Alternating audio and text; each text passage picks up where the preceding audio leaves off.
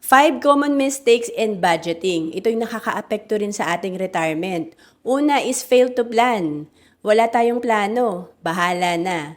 Sabi nga ni Benjamin Franklin, by failing to prepare, you are preparing to fail. Pag wala tayong plano, ang gagawin natin yung plano ng ibang tao. And lahat ng naging successful may plano sila. Kasi yung gagawin mong desisyon at action, naka-align na sa plano mo. Kapag wala kang plano, wala kang nararating, wala kang direksyon.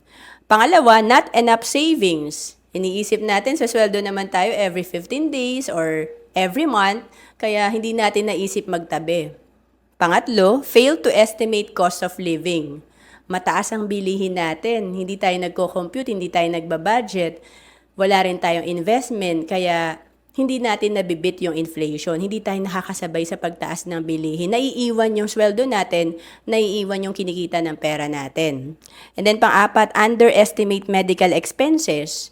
Ito yung sabi na, healthcare is the most neglected savings.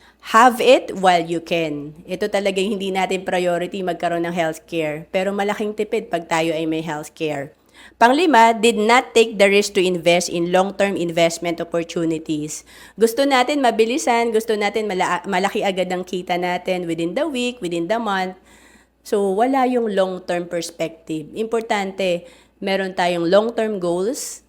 Mahaba talaga ang pasensya natin kasi lahat ng magandang bagay, it will take time. To know more about investment, comment ka lang.